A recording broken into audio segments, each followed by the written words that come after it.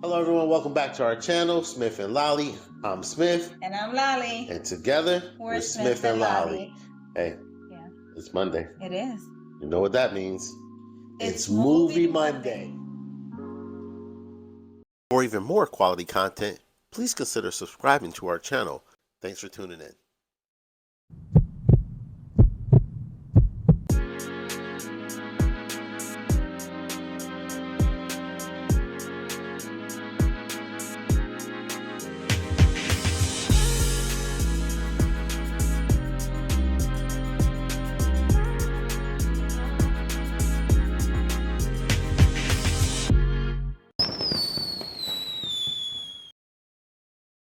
As June comes to a close, so does the first half of 2025. This video here will be a follow-up to our video 9 must-see movies of 2025. Now that we've actually had the chance to see all these films, we'll tell you whether or not we liked them, disliked it, if it was worth the hype, or if it's Smif and Laly approved. And don't worry, we're still not going to give you any spoilers. Hey guys, Laly here. I'm going to give you my take on some of the movies that I've watched with Smif. The first one that we're looking at is Companion. It does seem like audiences and critics agree that this was a fun film. It stars Sophie Thatcher and Jack Quaid. Jack Quaid, he's come a long way. I've become a big fan of his since The Boys. The entire cast was actually great in this film. It was funny, kind of thrilling. Is it scary? No. However, it does hold your attention throughout the entire film. The only thing negative I could say is I wish that the trailers didn't give away so much, because this is a film that's best to go in as blind as possible. I agree. The trailer shouldn't have given up too much of the movie. Going in blind is actually fun because you don't know what to expect. As a person that really don't pay attention to trailers, for Companion, I didn't really expect what was going on. Although I understand the purpose of the marketing, it kind of takes away from the lore. But is it fun? Hell yes, and I highly recommend you see it. Both Eyes Open could be renamed as Beautiful People, because this was one good looking cast, you feel me? You had the beautiful Gail Bean and Joy Brunson as the two lead ladies. But this film, alright, let me be honest, it's almost like a really good Tubi movie or one of those Lifetime movies. But it was a lot better than I anticipated it to be. I kind of held off from watching it. I should have watched it earlier. It turned out to be good. It was suspenseful. It was thrilling. I like Tristan Wilds as an actor. I've liked him ever since he was in The Wire. The acting overall was pretty good. I mean, there was some parts where you're like, okay. But they got Taye Diggs in the film. I don't know, maybe his cousin producer or he owed a favor or something. But in all seriousness though, the acting was on par. It was pretty good. It takes you on some twists and turns, and I think it leads to a satisfactory ending. It truly sucks that some people have to actually experience this in real life, and it does shine a good light on domestic abuse and the after effects. So for that alone, if you gave this movie a shot, you'll enjoy it. Listen, I'm not gonna lie or sugarcoat, it's definitely a B movie, but it's a really good B movie. I enjoyed it. Really good movie, kept my attention. Maybe a jump scare here and there, but definitely a good watch. Okay, now this one's gonna be tricky because Rotten Tomatoes audience nor critics really gave this movie a lot. I genuinely liked it. I thought it was pretty good, but let me just explain. So first of all, Danielle Deadwyler, if you've ever seen her perform in anything, you already know she's one of the greatest actresses of this generation. She's very intense, so she plays the role of Ramona very good. Now, if you go to see this and you're expecting just this straight up horror, scary woman in the black kind of vibe, you're not gonna get that. This movie is 100% a metaphor on like mental health and dealing with tragedy. I'm not going to go any further because that will give away too much. You know, I don't do spoilers. The digital effects, amazing. This is a Blumhouse movie, so it's good. They didn't hold back any money, but it's not very scary, and I think that's the problem that some people have with it. The young boy will make you want to strangle him, throw him out the window, but overall, I think it's worth checking out, and you draw your own conclusion. Death of a Unicorn was really fun to me.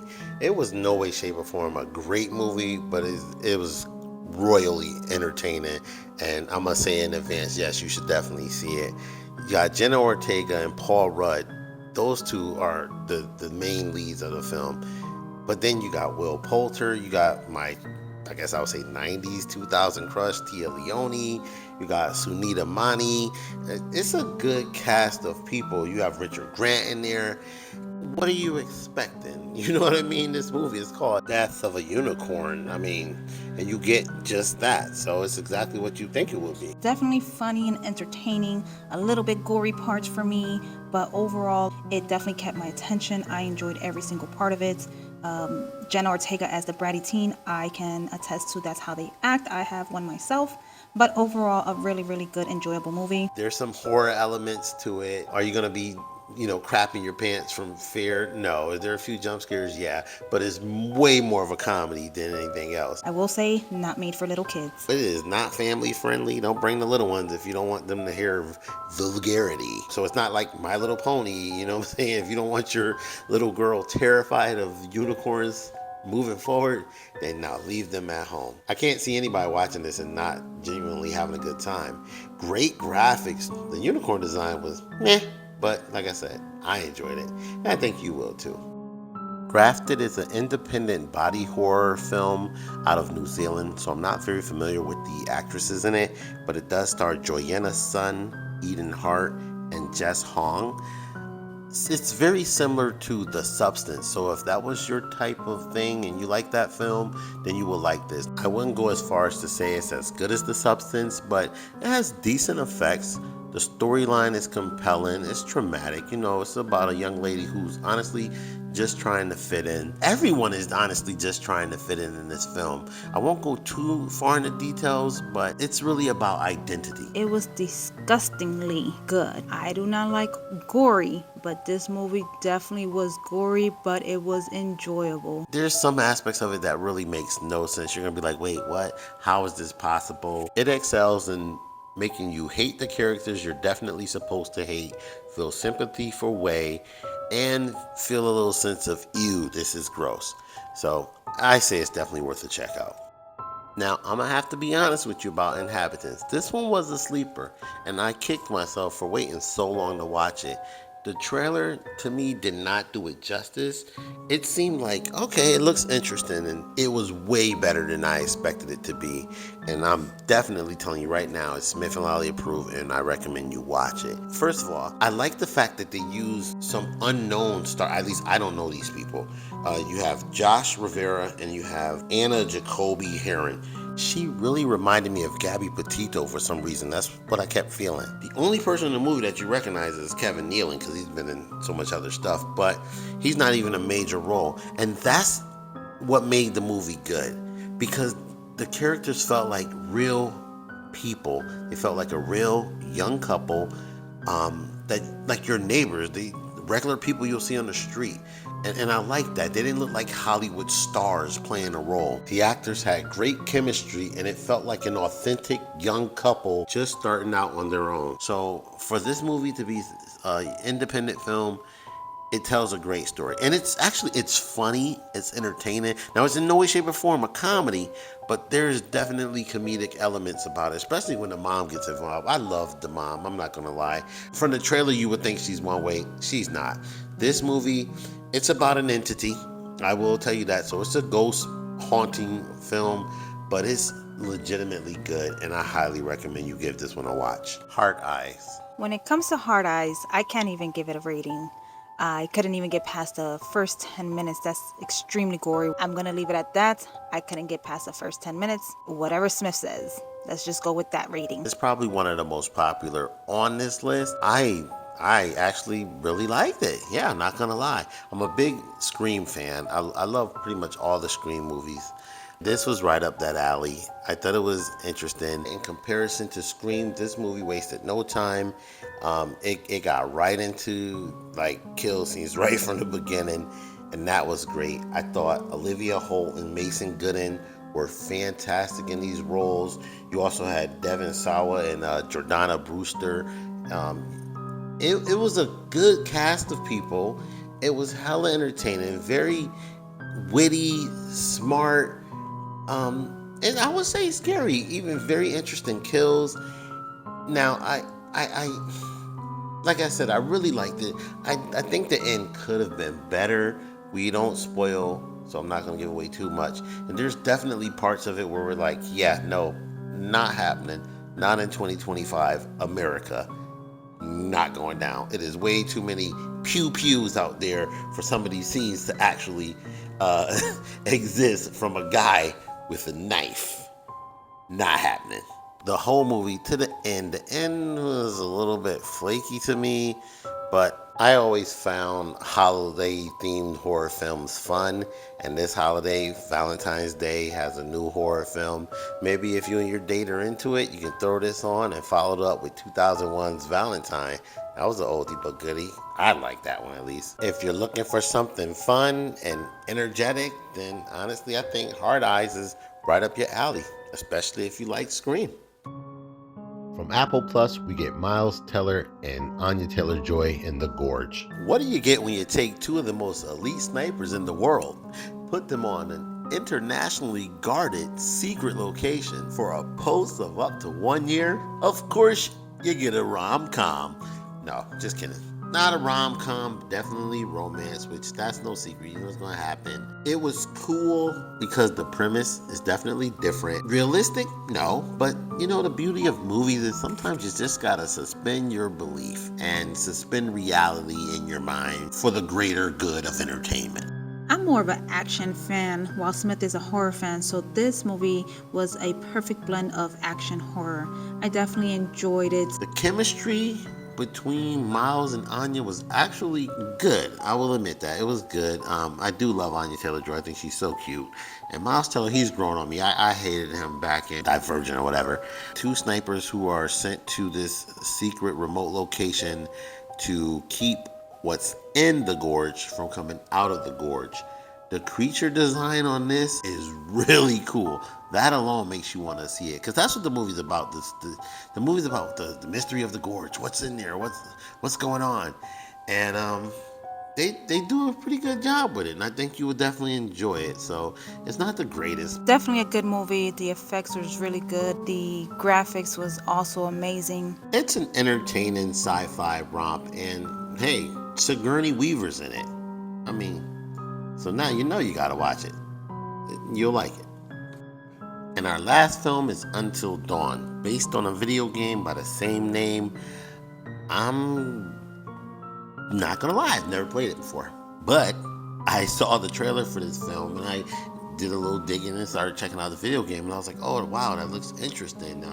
So I don't know, I'm gonna admit, I don't know how accurate it is to the source material, so please don't come for me at the end of this review. I'm just giving you my opinion based on what I saw on the screen. It stars Peter Stormare, Maya Mitchell, and Odessa Azion. I was going into this film looking for something like a cabin in the woods, that kind of vibe, that kind of feel.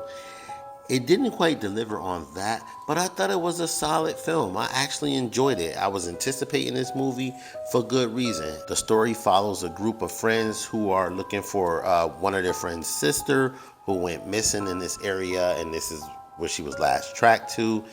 And they find themselves inside this home where time keeps repeating. So it's almost like Groundhog Day kind of vibe, but the twist on this is you have to survive till dawn. If you don't survive until dawn, you will basically become a permanent part of that town. I like horror films, just not gory. Had a good premise, I watched it. Most of the time I had my eyes closed, but I managed to watch it. Like I said before, I'm not a gory person. I like horror, just not gore, but I managed to pull through with that one. Really good premise, good ending. I would recommend. What I find so cool about the movie is that there's so many different elements to it that can kill you. You know what I mean? It may be a zombie, it may be a creature, it may be an axe murderer, maybe you explode. So I thought it was real fun, and I think you should check it out. My scale is a 1 to 10, where 1 is trash and 10 being I really truly enjoyed it. Companion, I give it a 8 out of 10. The Smif count is equivalent to your standard star count, so both eyes open, I enjoy it. I give it 3.8 Smiths. And likewise with The Woman in the Yard, I also enjoyed it. I'll give that 3.8 Smiths. Laly, what did you feel about that one? It truly caught me off guard and was an enjoyable movie. 7 out of 10 on the Laly scale. Death of a Unicorn, funny and entertaining. I give this a 10 out of 10 for me. It gets a 3.9 from me. But Grafted, on the other hand, I actually enjoyed. I'm going to give this one a 4, honestly. And I was really shocked that you even watched it. Because I don't watch gory films, I give it a 7 out of 10. I would recommend watching it. And Habitants, like I said, was underrated to me, but it was really good. I enjoyed it. I'm going to give it a 3.5 on my Smith scale. Next up to bat, we have Hard Eyes. That I really did like. I'm going to give it a 4. Laly was too chicken to watch it. The goriness was worse than Until Dawn. I truly enjoyed this movie. 8 out of 10 on the Laly scale. I agree. I thought the gorge was very cool, so I'm definitely going to have to give it 4 Smiths. Until Dawn. A little bit gory parts for me, but overall, I give it a 9 out of 10 on the Laly scale. Absolutely my favorite movie on this list. I really enjoyed it, so I'm going to have to give that one a 4.2. I would recommend it. Like I said, I never played the game. If you did and it's not accurate and you're mad at me, I apologize. But other than that, do you agree with our selections? What do you think of our review? Be inspired. Be inspirational. Be. Thank you for watching. Hi guys, make sure to like and subscribe. Yeah, what she said.